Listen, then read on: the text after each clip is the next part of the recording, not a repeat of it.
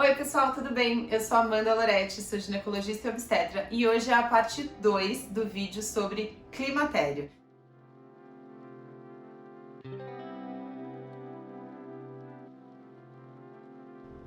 Climatério é a transição menopausal, aquela fase onde a mulher passa de ser uma mulher que está com o ciclo menstrual ciclando até a parte que ela para de ter as suas menstruações e tem a menopausa e passa a não menstruar mais, né? Então, se você não assistiu a parte 1 desse vídeo, dá uma pausa nesse vídeo, clica aqui no card para assistir a parte 1 e veja primeiro a parte 1, porque a partir de agora aí no próximo take eu vou começar a falar meio que do nada, porque é a continuação do vídeo anterior.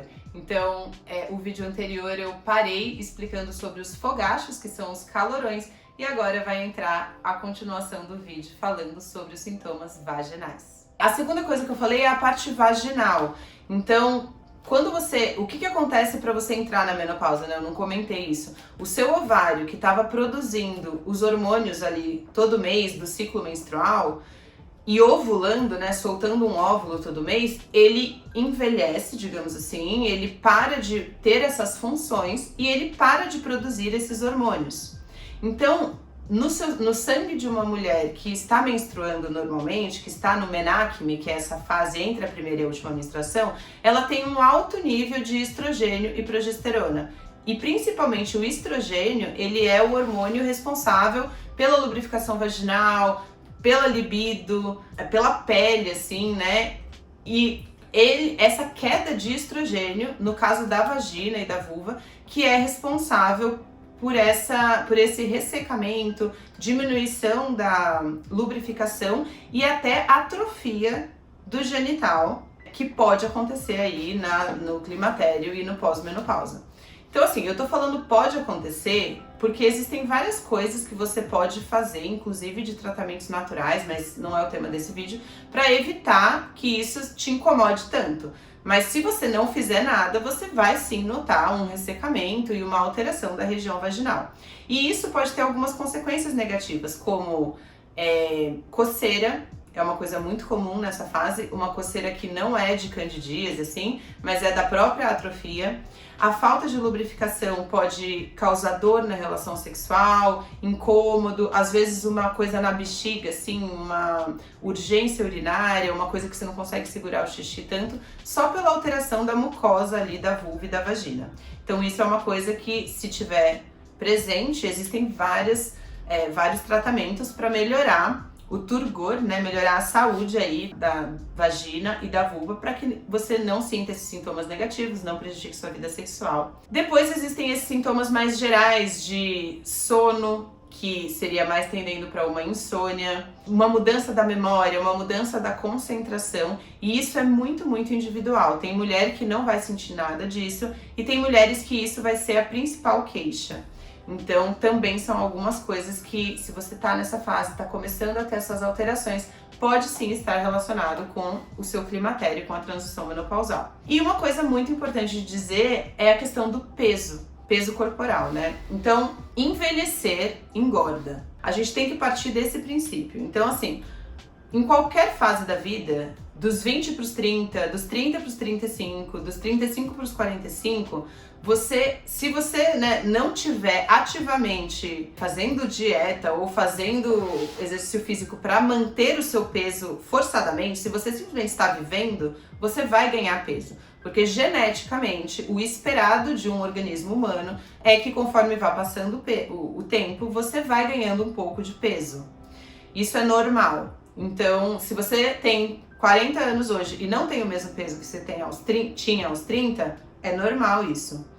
Então, existe um índice de ganho de peso, assim, por ano, por pessoa, né, que você vai sempre ganhando um pouquinho de peso. Só que na menopausa, né, no climatério, né, nessa transição, esses 5 anos, por exemplo, de transição menopausal, os estudos mostram que essa velocidade de ganho de peso, ela aumenta bastante. Então, é esperado que você ganhe peso na transição menopausal, e se isso é uma coisa que te preocupa, que você não quer, Existem várias coisas que você pode fazer logo que você começa a identificar que você está nesse período para se prevenir, né? E obviamente isso é baseado em alimentação e atividade física e evitar esse ganho de peso, porque geneticamente, hormonalmente, se você não fizer nada para ir contra isso, você vai ganhar peso na menopausa. Isso é o que é esperado, né? Na menopausa, eu digo, no climatério. Então, assim, eu sempre gosto de dizer que uma das coisas mais importantes, se não a mais importante, eu diria que a mais importante desse período é a cabeça. Muito mais do que os hormônios, muito mais do que a vulva e a vagina, ou do que lubrificante, ou do que, até mais importante do que a alimentação e a atividade física, é como você tá fazendo as pazes com você mesmo, com a sua vida e com a fase de vida que você tá, para você entender que a fase da transição menopausal, ela é uma fase. É uma fase de mudanças, é uma fase que as coisas vão sim mudar, do mesmo jeito que as coisas mudaram em outras fases da vida da mulher, como quando você era uma menina e menstruou pela primeira vez e ganhou peito e ganhou pelo, muitas coisas mudaram. Quando você tem um filho e a sua barriga cresce, você amamenta e depois tem o puerpério, você mudou para nunca mais voltar a ser quem você era antes. Então, encarar a transição menopausal como uma mudança e aceitar que as coisas vão mudar e não ficar presa em querer ficar do jeito que está agora, do jeito que era antes e negar essa transformação, negar essas mudanças que estão escritas para acontecer para você, que é o normal, é o que vai acontecer, é o que acontece com todas as mulheres. E isso tem a ver com a aceitação do envelhecimento.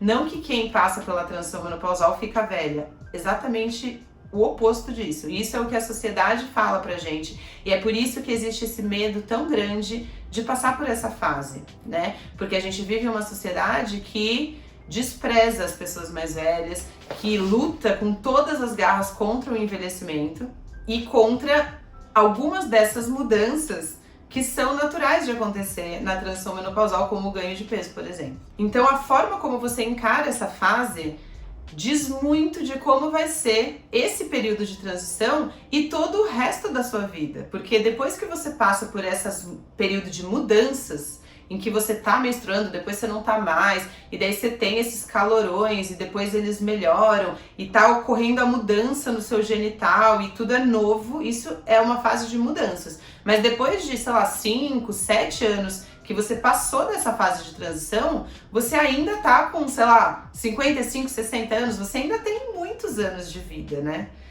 E de vida produtiva, de vida feliz, de vida sexual.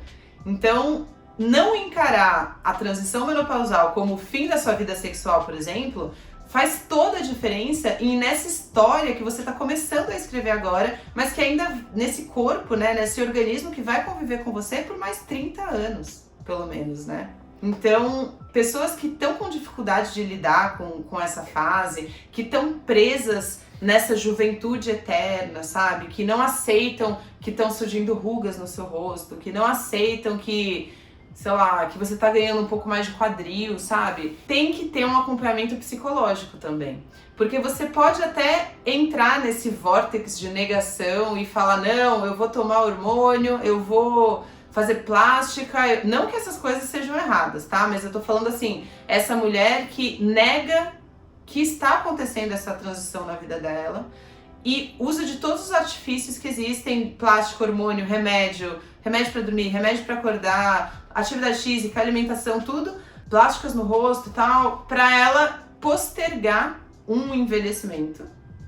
E tudo bem, cada um tem seu tempo, mas assim, vai chegar uma hora que ele vai acontecer e que ela vai ter que lidar com isso. Então talvez, se você já tem consciência disso e começa a entrar em contato com a realidade que é a transformação do corpo conforme os anos vão passando. E com esse aumento da velocidade dessa transformação nesse período da transição menopausal, você tem mais harmonia, você tem mais tempo para ir aos poucos lidando com essas mudanças de uma forma que seja mais respeitosa com o seu corpo, que seja mais equilibrada, que seja mais tranquila, assim, sabe? De aceitar, tipo, poxa, sim, eu tô mudando. Será que não tem coisas boas também que vão acontecer nessa mudança? Será que eu não consigo reavaliar tudo da minha vida, do meu corpo, né, da fase de vida que eu tô passando e identificar coisas boas também que estão acontecendo e não só coisas ruins? Porque a sociedade pinta, né, essa transição menopausal como uma coisa muito ruim, mas você não precisa entrar